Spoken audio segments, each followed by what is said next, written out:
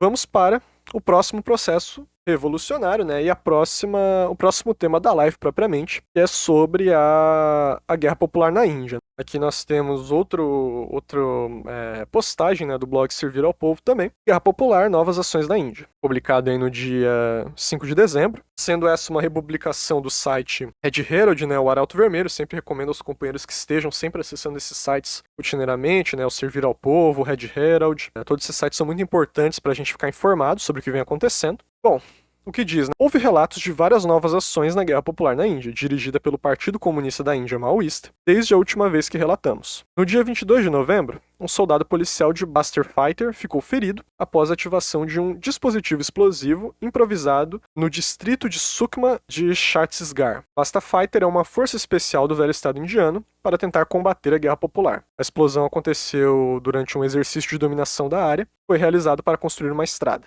Também no dia 22 de novembro, no distrito de Narayan, em Chhattisgarh também, foi relatado que um soldado da Guarda de Reserva distrital foi ferido por flechadas, pelos maoístas. No dia 23 de novembro, um policial da CRPF foi ferido por uma explosão de IDE no distrito de Jharkhand, em oeste de Sighbum. No dia 27 e 14 de novembro, imagina, os veículos e máquinas foram incendiados por supostos maoístas em um canteiro de obras no distrito de Chhattisgarh, em Dantewada. De acordo com o relatório de um monopólio de imprensa, 40 a 50 pessoas não identificadas, vestidas de civis e alguns deles armados, chegaram ao local e incendiaram 14 veículos e máquinas, incluindo caminhões, poclã e máquinas escavadeiras. Bom, companheiros, então para falar um pouco, né, sobre o Partido Comunista da Índia, maoísta, e a Guerra Popular que lá se desenvolve, vou estar mostrando aí também um vídeo, né, esse vídeo, não me esqueça, publicado aí pelo canal da União Reconstrução Comunista, né, com a sua tradução e a sua legenda. E bom, né, o que falar da Guerra Popular na Índia? A Guerra Popular na Índia foi a primeira guerra, aliás, a primeira não, mas a Guerra Popular mais antiga que está em curso até o presente momento, né. Foi um processo revolucionário que se iniciou em 1967 e até hoje, né, foi a mais antiga e continua se desenvolvendo a largos passos, né. E como que ela começou? Houve em 1967, né, a linha esquerda do Partido Comunista da Índia Marxista-Leninista desenvolveu um amplo trabalho com o campesinato, né, em contraposição à linha direita, que defendia o revisionismo soviético, por exemplo, e eles desenvolveram um amplo trabalho com o campesinato até que, em 1967, vai acontecer um grande levante camponês, né, um grande levante camponês armado na vila de Naxalbari. Esse levante foi dirigido, né, pelo Charu Majumdar e a linha de esquerda, e vai ser severamente reprimido pelo exército indiano, né, pela polícia indiana e tal, e vai gerar uma grande repressão contra os camponeses lá. Essa repressão que, inclusive, foi possibilitada pela capitulação da linha direita do Partido Comunista, né, que vai entregar, né, que estava acontecendo aquilo justamente para as forças policiais, o que vai possibilitar posteriormente a repressão. Nesse sentido, né, há um racha, né, há uma cisão de fato no partido. No caso, eu me confundi, desculpa, na época era o Partido Comunista da Índia Marxista, e dessa cisão, em 1969, vai ser fundado, sob a direção de Charu Majumdar, chefe comunista da época, o Partido Comunista da Índia Marxista-Leninista, que vai, né, colocar de maneira muito mais claramente o marxismo-leninismo, pensamento Mao Tse-tung, né, e vai iniciar ali, né, o início foi em 67, mas vai continuar a desenvolver a Guerra Popular na Índia, né, vai ganhar ampla divulgação, ampla propaganda e desenvolvimento de suas atividades, né, eles desenvolveram várias ações naquele período, até que em 1972, né, Charu Majumdar vai ser assassinado, né, ele vai ser martirizado pelo Estado indiano, né, e com a morte de sua chefatura na época, né, de seu chefe, Charu, vai entrar um período de grande dispersão das forças maoístas indianas. O partido próprio vai sofrer várias cisões, né? Vão surgir linhas oportunistas de direita, linhas oportunistas de esquerda, que depois se provaram ser de direitas, mas vários grupos ainda, dentro e fora do partido, né, criado por Majumdar, vão continuar desenvolvendo e reivindicando o legado da guerrilha naxalita, né? Vai ficar assim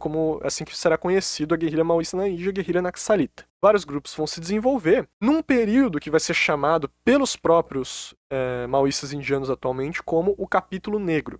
E por que capítulo negro? Porque foi um período nesses processos de cisão em que esses partidos vão resolver suas contradições de maneira antagônica. Eles consideravam a si mesmos, e entre eles revisionistas, então haviam combates e inclusive com mortes entre grupos naxalitas, certo? Foi um período que vigorou certo sectarismo ali, vários problemas de linha política, mas ali no início dos anos 90, mais particularmente no início dos anos 2000, eles vão começar a sentar para conversar, para fazer suas autocríticas, suas retificações e resolver as suas contradições de maneira não antagônica. particularmente aí dois grupos, né, que eram os principais, que era o Partido Comunista da Índia, marxista-leninista, Guerra Popular, e o Centro Comunista Maoísta da Índia, né? Esses dois eram os maiores grupos. Ainda que eles seguissem já certa política incorreta durante esse período, até os anos 90, eles desenvolveram uma ampla base de massas e continuaram desenvolvendo a revolução. Isso é importante deixar claro, né? Desenvolvendo heroicamente essa revolução, mas infelizmente sem o desenvolvimento de uma unidade entre os próprios maoístas. Mas a partir do início dos anos 2000 acontece, né, a resolução de suas contradições, né? Os dois grupos, todos os grupos que passaram a integrar, vão fazer ampla autocrítica, né, sobre terem resolvido suas contradições de maneira antagônica,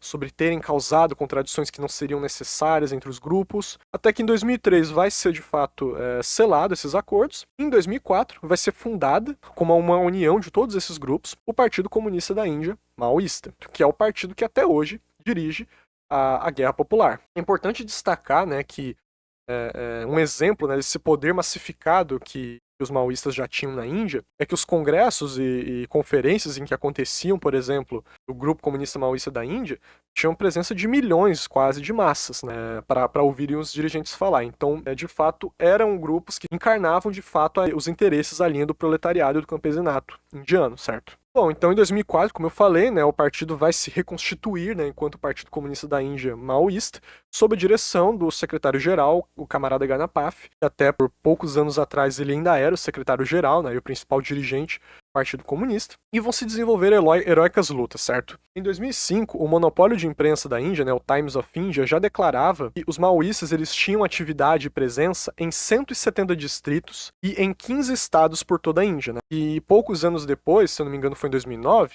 em 2010, o primeiro-ministro da Índia na época vai falar que os naxalitas eram a principal ameaça à segurança interna do país. E aí vocês se perguntam, mas na época, o que isso significa enquanto ameaça interna, né? Representava justamente os interesses populares, né? Houve uma pesquisa de opinião que foi feita numa área lá em que se tinha uma hora era controlada pelos naxalistas, pelos maoístas, e outra hora eram controladas pelo exército indiano. E fizeram uma pesquisa de opinião. Vocês preferem viver sob qual governo? O governo dos naxalitas ou no governo indiano? E 58% da população falou que preferíamos viver sob o governo maoísta. Foi na região de Andhra Pradesh, né? Foi justamente nessa região, 58% da população declarou: nós queremos viver sob o governo maoísta, justamente porque representavam esses interesses fundamentais, certo? Para compreendermos essa questão é muito importante, este livro aqui, companheiros, vou mostrar aqui rapidão na minha câmera, este livro aqui justamente, que é o Caminhando com os Camaradas, da Arundhati Roy. Esse livro aqui é o relato dessa jornalista investigativa que visitou uma área naxalita, e ela registrou muito claramente o desenvolvimento dos comitês populares naxalitas, né? Os desenvolvimentos e o poder de massas em que haviam na região. Justamente aquelas mesmas coisas que eu falei sobre o PCP, né, e lá em Raucana, as mesmas coisas acontecem hoje em dia na Índia. Justamente, né, o desenvolvimento das bases de apoio, desenvolvimento de novo poder, a constituição de comitês populares com ampla participação das massas e a melhor efetiva na vida daquelas populações que vivem, né? Caso os companheiros não saibam, os camponeses que vivem lá no interior daquelas matas na Índia sofrem de uma pobreza e uma miséria extrema, e os naxalitas desenvolvem lá de fato um novo poder de melhora das vidas das massas. Recomendo muito que os companheiros adquiram e leiam este livro da Arundhati Roy. Bom, então vejam, né? Isso que é fundamental de compreender na Guerra Popular na Índia. Desde 2010 até propriamente 2019, 2020, o Estado fascista indiano empreendeu grandes operações de repressão contra os naxalitas, né? A Caçada Verde, por exemplo,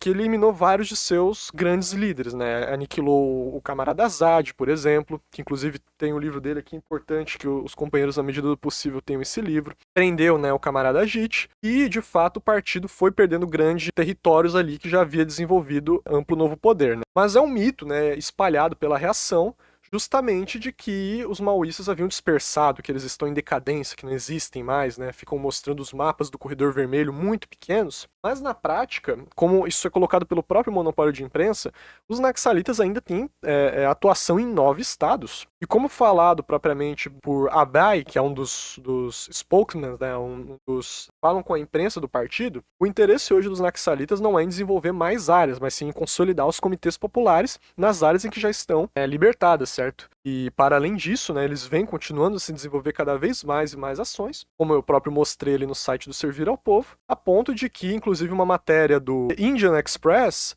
falou que há um plano naxalita para adentrar nas cidades, né, e de grande processo de ideologia e propaganda através de universidades, sindicatos, controle de vários sindicatos nas regiões urbanas. Ou seja, é um mito de que a guerrilha está isolada no campo, é um mito de que eles estão se dispersando, pelo contrário, cada vez mais e mais vem desenvolvendo o seu processo revolucionário, certo? Então, muito importante destacar essa questão aos companheiros, né? Essa é a Guerra Popular na Índia. Também recomendação aqui de um texto do jornal Nova Democracia, baseado no jornal El Pueblo, e dá detalhes também sobre essa questão que eu falei, sobre o desenvolvimento do novo poder na Índia, né? A revolução agrária que lá se desenvolve, enfim, os comitês populares que lá são construídos. Muito importante esse texto aqui do jornal Nova Democracia sobre essa questão.